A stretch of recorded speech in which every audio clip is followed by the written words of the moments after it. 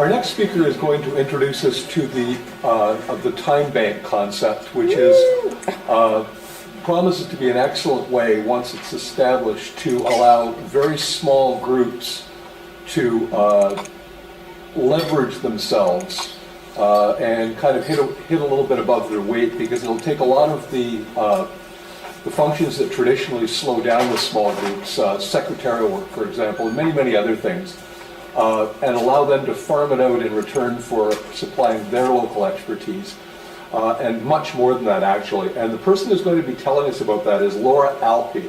She's a Bachelor of Science in Environmental Sciences. She's interested primarily in the everyday consumer products and the chemicals that wind up in them and therefore wind up in us. That's one of her interests. But she'll be talking to us, as I say, about this time bank and its community building capacities. So Laura? Thank you so much, Dave. So that was actually a really lovely presentation. I don't have too much to say except for the next 15 minutes. This is what we'll be talking about. So it is a tool for those who aren't familiar with it to help build and better our community. So we'll talk about community first.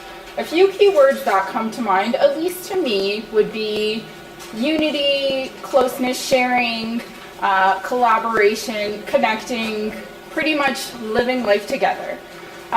So a few decades ago, you probably would have said community was more a socio-geographical unit, but of course with the rise of the internet, geography is not so much of a limit anymore, and you see more just social groups that are united, of course, with similar values, beliefs, interests.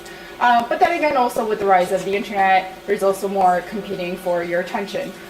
With online life, work life, that, at least in my opinion, I find it's harder to do community and to connect with others. So on that note, since technology can drive a wedge, can we use it to remove that and to bring us back together to connect again? So this is where the idea of Timebank comes into. So before we really get started, thanks Dave for the lovely introduction again. So I don't have too much to say about myself, except for that I am the Timebank specialist. Timebank specialist there, not specialist.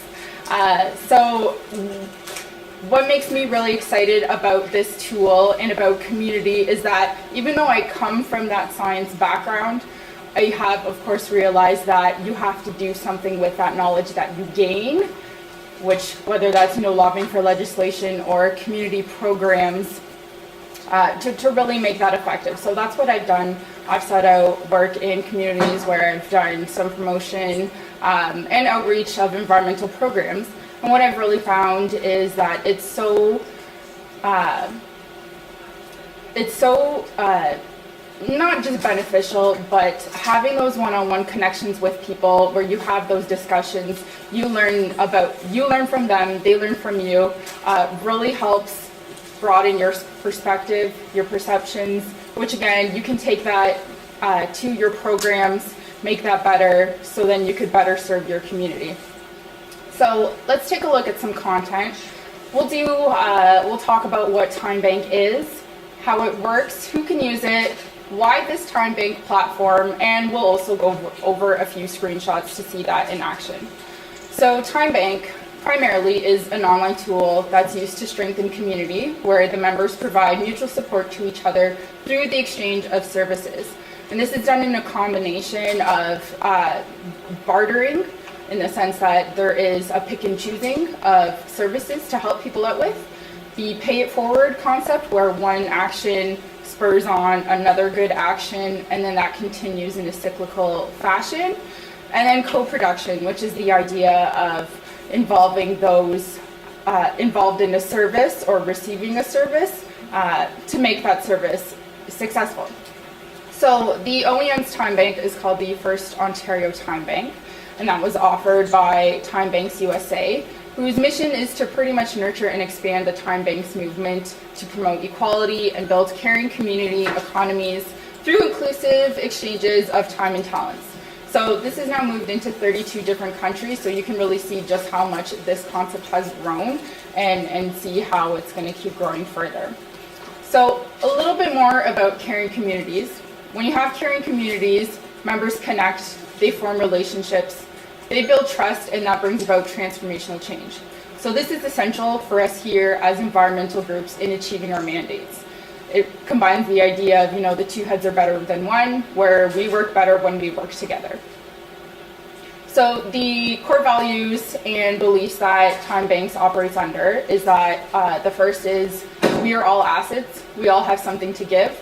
Nobody has something to give that's better than the other.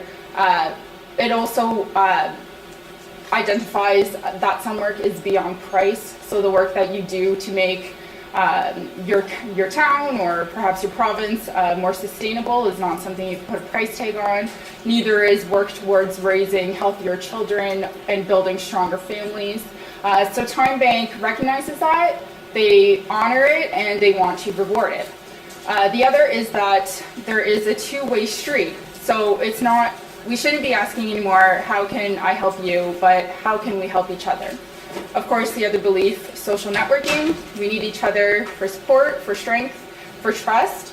And lastly, respect that every human matters. So the way that Timebank works, in a nutshell, is that time is used as a currency. So this creates a circle of giving where 1 hour of services that you perform for somebody earns you a time credit for an hour of services to redeem from somebody else. So who can use Timebank? Remember, our first core belief was assets. So essentially anybody who has something to give can use Timebank. So anyone with skills, talents, resources, and time to share. So this not only includes our members who are sitting here with us or who are, joining us through the internet or who aren't able to be here today, but also non-members. So this captures companies who maybe wanted to donate a number of staff hours to an environmental organization, government agencies, NGOs, individuals, and students. Essentially, anyone who doesn't belong to a member group can use our Timebank. So some services that can be offered or requested, you could use this to your business advantage. If people have any marketing, perhaps they could help you with website or email campaigns. Educational, maybe somebody knows how to do bicycle repair and can offer a workshop on that, or general help. But services can also extend to a personal level. So you could have offers or requests regarding garden and yard work, perhaps an offer for carpooling or personal care. I could use a haircut, somebody can offer hairstyling. So the possibilities are really endless. So there are several models for service exchanges. You can have a one-on-one, where of course is one person helping another, one-to-many, so a teacher teaching so many students, many-to-one, for instance, a cleanup of 5 people for the older lady who lives down the road, or a many-to-many, which is often treated as a many-to-one. So the exchanges are tracked by the Timebank members, and they keep tabs on that between what's coming in and what's coming out.